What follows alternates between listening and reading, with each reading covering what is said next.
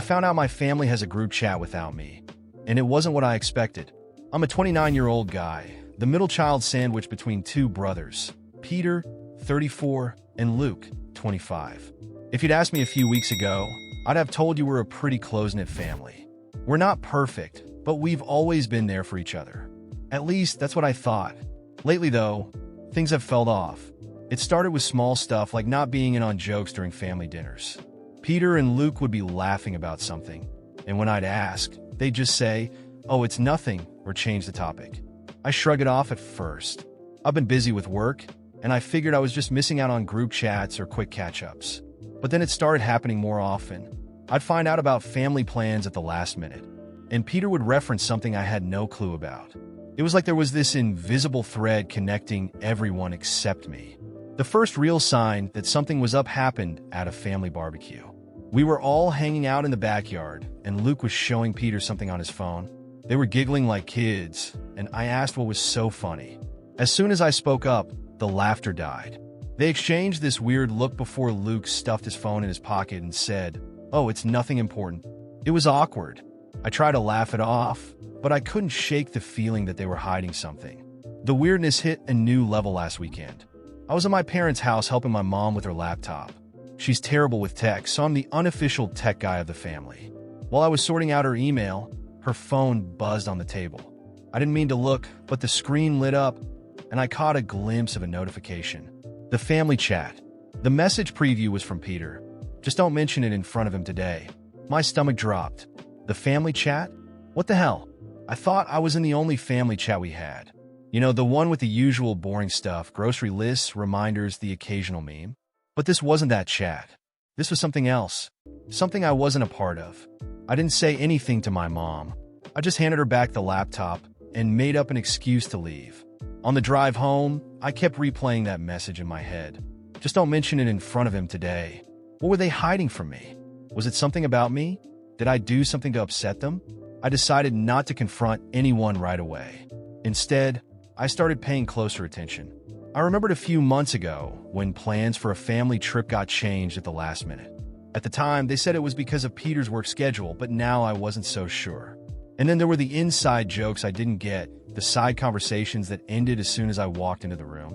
I pulled out my own phone and scrolled through our family chat. It was exactly what I remembered, dry, basic stuff. Nothing like the message I saw on my mom's phone. There were no discussions, no jokes, no plans being made. Just logistical messages like, "Who's bringing dessert on Sunday?" It felt like a placeholder chat. Something to keep me from noticing there was another, more active one. I couldn't keep this to myself any longer, so I called my best friend, Brandon. We've been friends since college, and he's usually good at talking me down when I start spiraling. I told him everything. The weird looks, the secret chat, the message I saw. Brandon joked that maybe they were planning a surprise party for me or something, but even he didn't sound convinced. He told me to just ask them about it directly, but I wasn't ready for that yet. If it wasn't something innocent, I didn't want to look paranoid or crazy. So I decided to test the waters a bit. The next time I saw Luke, I casually asked if there were any new group chats I'd missed out on. He got this deer-in-the-headlights look before quickly saying, "No, just the usual one." His answer was too quick, too rehearsed. It confirmed what I already suspected. He was lying. That night, I couldn't sleep. I kept thinking about all the possible reasons for the secret chat. Had I done something to upset them? Were they talking about me behind my back? I grabbed my phone and did what any sane person would do. At 3 a.m., I went on Reddit. I searched for a family secret chat and was surprised to find a bunch of posts from people in similar situations. Some discovered their family was planning a surprise, but others uncovered much worse. My anxiety skyrocketed as I read through those threads.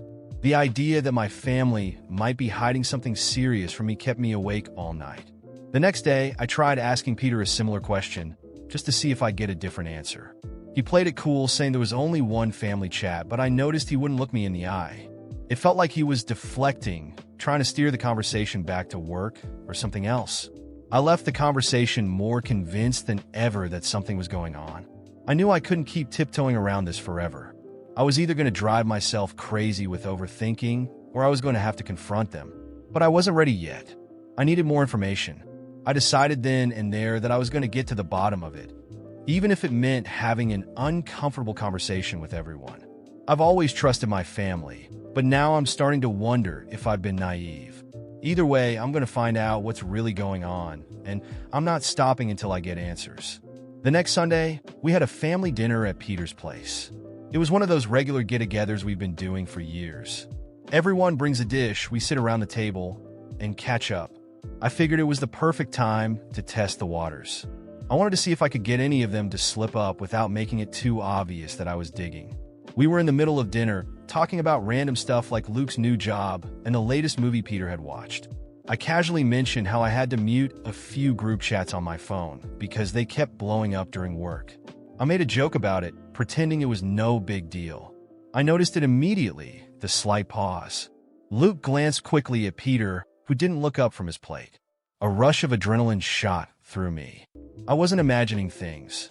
There was definitely something they weren't telling me. After a moment, I went for it. "Hey, are there any group chats I'm not in?" I asked, keeping my voice light. It was almost like I was joking, but not really. The room went silent for a beat too long. Luke gave a nervous laugh and started talking about dessert, as though I hadn't just asked a direct question. My mom got up to clear the dishes, moving quickly, while my dad seemed completely oblivious, focusing on the last of his mashed potatoes. Peter, though he still didn't look up, asked me about work instead, as if he was trying to steer the conversation away. It was too obvious. I couldn't believe they were being this blatant about it. I leaned back in my chair and said, "I know there's another family chat. I saw a notification on Mom's phone last week. That got their attention." Peter finally looked up, his face tightening. He didn't even try to hide his annoyance. My mom turned around from the sink, looking guilty as hell, while Luke's smile dropped. My dad still had no idea what was going on. The tension at that dinner was unbearable. When I made it clear that I knew about the other group chat, no one even bothered to deny it. My mom just looked away, nervously fiddling with the plates in front of her. Peter stared at me for a moment before letting out a heavy sigh, and Luke stared at the floor like he wished he could disappear. The only one who seemed clueless was my dad, who kept chewing his food, completely oblivious to the heavy atmosphere in the room. "Well," I pressed, crossing my arms, "is anyone going to explain what's going on? Why is there a family group chat that I'm not part of?" Peter was the first to speak, but his tone was full of impatience. "It's not a big deal. Just a place for quick chats. You're overreacting. If it's not a big deal, why hide it from me?" I shot back, feeling my irritation rise as he tried to brush the whole thing off. Luke opened his mouth, but hesitated. I could see he wanted to say something, but couldn't find the right words. My mom finally muttered, "It's just that sometimes we thought you wouldn't be interested." That hit me like a punch. Wouldn't be interested? Interested in what? Do you think I don't care about the family? Is that it? That's not it, okay? Peter interrupted, now visibly frustrated. "It's just that you're always busy, always working. It was easier to keep a separate group for planning stuff." "Easier?" I laughed bitterly. "You decided to exclude me because it was easier? Do you have any idea how that sounds?" No one responded. The silence was unbearable. I pushed back from the table, throwing my napkin onto my plate. "If it's so insignificant, then show me the group. I want to see what you've been talking about." My mom finally broke the silence, her voice trembling. "I don't think that's a good idea." "Of course, it's not a good idea," I snapped, sarcasm dripping from my tone. "Because you're hiding something?" Peter sighed loudly. "You're being paranoid, you know? There's nothing wrong with the group. It's just more convenient." I didn't believe him for a second. Convenient for who? Because it doesn't seem very convenient for me. Sitting in the dark while you all make jokes, plan events, and talk about things I don't even know are happening. Luke, who had been silent until then, finally blurted out, "Okay, yes, there are things in the group we didn't want you to see, but it's not what you think." "Oh, so you were talking about me behind my back?" I asked, my heart pounding. That was my biggest fear, and hearing it confirmed only made the betrayal worse. "It's not like that," my mom pleaded, her voice almost breaking. "It's just sometimes you can be difficult." "Difficult?" I repeated, disbelief washing over me. "So instead of talking to me, you all decided to create a group to talk behind my back?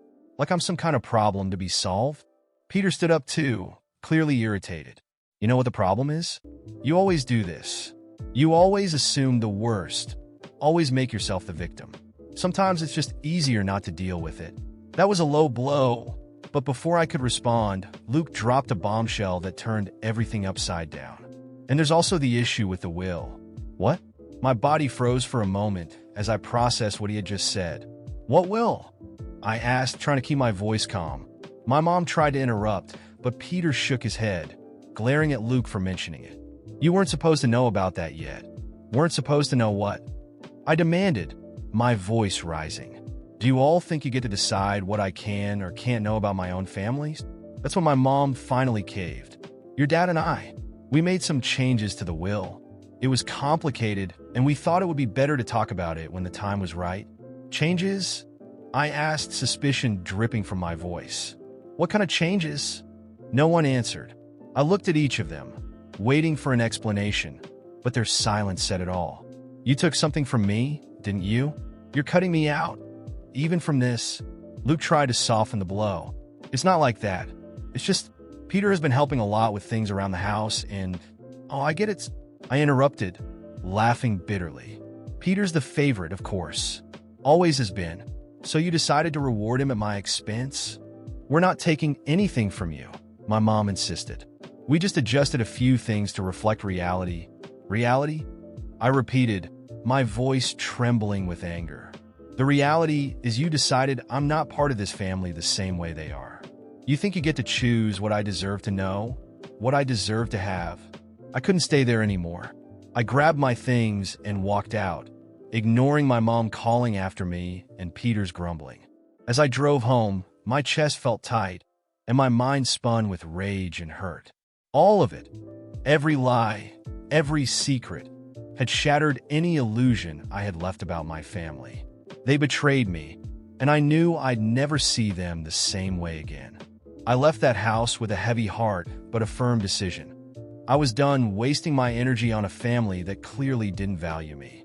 For years, I had been there solving problems, putting their needs before mine. Now, it was time to change that. If they wanted to exclude me, they would have to learn how to live without me. In the months that followed, I completely distanced myself. I didn't answer calls, ignored messages, and stopped showing up at family gatherings. I knew it bothered them.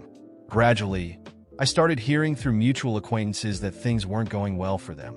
Peter, the so-called hero of the family, couldn't handle half of the responsibilities I used to take care of. He wasn't the type to deal with technical issues or make important decisions. Luke, on the other hand, was completely dependent on me for practical matters and was now lost. My mom began sending more insistent messages. At first, they were subtle invitations. Come over for lunch. We need to talk. Then they became more direct. I don't know what to do with the computer. It won't turn on. And eventually, desperate. Peter is overwhelmed, and Luke doesn't know how to help. Please, we need you. I read all those messages without feeling the slightest urge to respond. For years, I had been their support system. When something went wrong, I was the one they called. But when it came to making decisions, sharing jokes, or forming a secret group chat, I was disposable. Not this time. This time, they would have to figure it out on their own. Meanwhile, I focused on myself.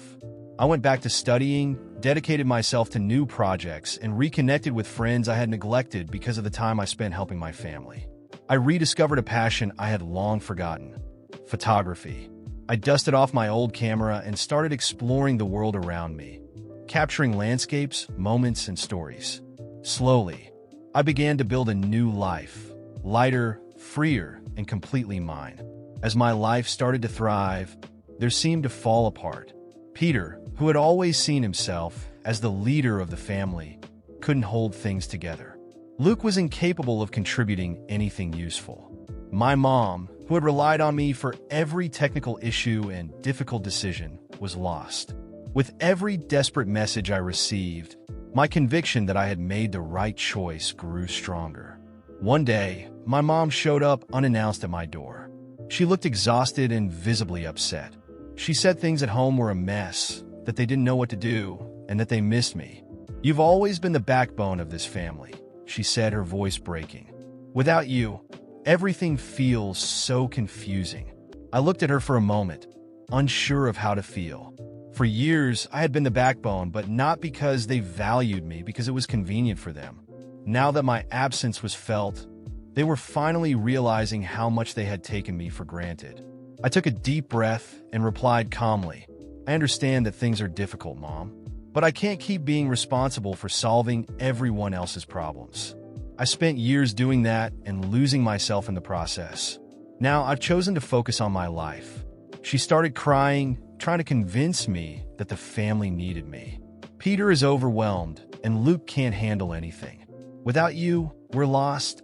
For a moment, I felt a pang of guilt, but then I remembered all the times I had been ignored, excluded, treated as an outsider.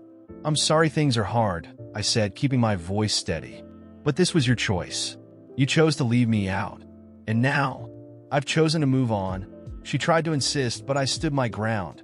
I thanked her for coming, told her I hoped they would figure things out, and walked her to the door. As I closed it, I felt an immense sense of relief, knowing that for the first time, I was choosing myself. From that moment on, my life took a new direction. I got a better job, traveled, met incredible people, and built a network of friends who truly valued me. Photography, which had started as a hobby, became a serious passion. Soon I was showcasing my work in local galleries. I discovered a talent I never would have explored if I had still been caught up in my family's drama. My family kept trying to bring me back, but I never gave in. I learned that I wasn't responsible for fixing other people's problems, especially those who didn't appreciate me. Focusing on myself was the best decision I ever made, and now I live a full life, surrounded by people who truly matter. They betrayed me, and in the end, they were left to deal with the consequences of that choice. As for me, I discovered that the true value of family isn't in blood, but in the people who choose to genuinely stand by your side.